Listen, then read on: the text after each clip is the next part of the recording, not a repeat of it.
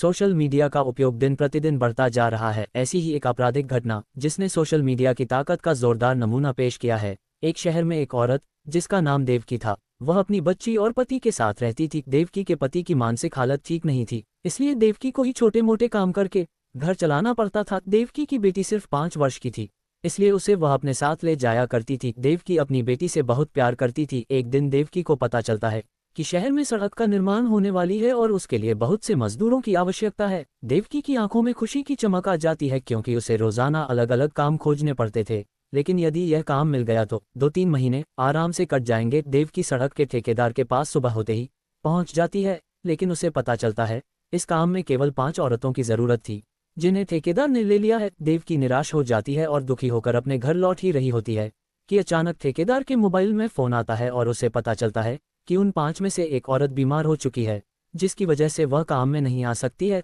तभी ठेकेदार देवकी को जाने से रोक लेता है और उससे कहता है कि तुम कल सुबह 9 बजे से काम पर आ जाना। काम मिलते ही देवकी की खुशी का ठिकाना नहीं रहता। वो बहुत दिनों से अपनी बच्ची के लिए कुछ कपड़े खरीदना चाह रही थी, लेकिन पैसों की तंगी की वजह से वह केवल खाने पीने के लायक ही व्यवस्था कर पा रही थी। वह घर पहुंचते ही अपनी बच्ची को चॉकलेट देती है और अपने पति को काम मिलने की बात बताती है, लेकिन वह कोई प्रतिक्रिया नहीं देता। दरअसल उसे किसी की बातें समझ में ही नहीं आती है। देवकी की बच्ची अभी छोटी है, इसलिए वह इसे अपने पति के भरोसे घर पर अकेले नहीं छोड़ सकती। वह तय करती है अपने साथ अपनी बच्ची को भी ले जाएगी और वह समय से काम पर पहुंच जाती है। ठेकेदार देवकी को बच्ची के साथ देखकर डांटता है, इतनी गर्मी में तुम इतनी छोटी सी बच्ची को यहाँ लाए हो, उसकी तबीयत खराब हो सकती है, तुम्हें इतनी भी अक्ल नहीं। लेकिन देवकी मजबूर है और वह अपने दर्द भरे हालात ठेकेदार को बता देती है और उसकी कहानी सुनकर ठेकेदार को उस पर दया आ जाती है और वह उसकी बच्ची को साथ में रखने की इजाज़त दे देता है और बच्ची के लिए वहीं पास में ही एक कमरे में खेलने की व्यवस्था करता है ताकि उसका मन लगा रहे। देवकी को यहाँ का माहौल अच्छा लगने लगता है और एक ही हफ्ते के काम के बाद देवकी के पास अच्छे पैसे आ जाते हैं। देवकी अपनी बेटी के लिए कपड़े खरीदना चाहती थी, इसलिए वह पैसे मिलते ही बाजार जाने का मन बना लेती है,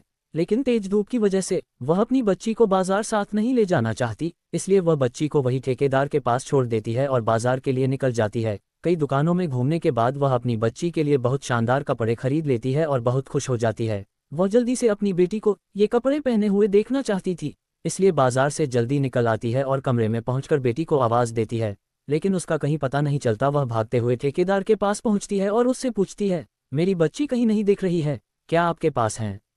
ठेकेदार ने कहा, नहीं, वह तो अभी उसी कमरे में थी, वही सड़क के आसपास देखो, कहीं घूम रही होगी। देवकी रोते हुए कहती है, मैं सारी जगह ढूंढ चुकी हूँ, उसका कहीं पता नहीं चल रहा, आप चलिए, मुझे मेरी बच्ची चाहिए। और देखते ही देखते मजदूरों की भीड़ इकट्ठा हो जाती है। सभी देवकी की बच्ची को खोजने में लगे होते हैं, लेकिन उसका कहीं कुछ पता नहीं चल रहा था। सभी घटना की जानकारी पुलिस को देने पहुंचते हैं। देवकी को ठेकेदार के ऊपर शक होता है, लेकिन वह खुलकर नहीं कह पा रही होती। पुलिस मामले को गंभीरता से नहीं लेती और बिना फल लिखे उन्हें वहां से भगा देती है, लेकिन देवकी बिना अपनी बच्ची को लिए यहाँ से नहीं जाना चाहती। वह थाने के ही बाहर बैठ जाती है। धीरे धीरे करके सभी मजदूर वहां से चले जाते हैं और देवकी अकेले रोती बिलखती अपनी बच्ची का इंतजार करती रहती है। तभी वहां से एक ट्रैवल ब्लॉगर गुजरता है और देवकी को रोते हुए देख रुक जाता है और उससे रोने का कारण पूछता है। देवकी उसे सारी बात बता देती है। ट्रैवल ब्लॉगर अपने मोबाइल से देवकी का रोता हुआ वीडियो रिकॉर्ड कर लेता है और अपने सोशल मीडिया अकाउंट से शेयर कर देता है और कुछ ही घंटों के अंदर देवकी का वीडियो वायरल हो जाता है और जो पुलिस अब तक वह नहीं कर पाई थी, सोशल मीडिया की वजह से वह बच्ची को चप्पे चप्पे ढूंढने पर मजबूर हो जाती है।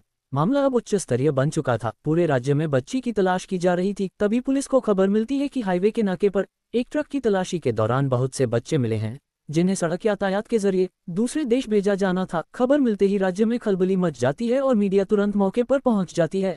सारे बच्चों की शिनाख्त करने के बाद भी देवकी की बच्ची का पता नहीं चलता। पकड़े गए अपराधियों को पुलिस रिमांड में लेकर पूछताछ करती है तो पता चलता है कि एक दिन पहले ही कुछ बच्चों को पानी के जहाज के जरिए सीमा पार भेजा गया है। ये बात पता चलते ही पुलिस चौकन्ना हो जाती है और नेवी को सूचित कर देती है। नौसेना के अधिकारी खबर मिलते ही जहाज की लोकेशन ट्रैक करके जहाज का पीछा करते हैं, लेकिन वह जहाज दूसरे देश की सीमा में प्रवेश कर चुका होता है।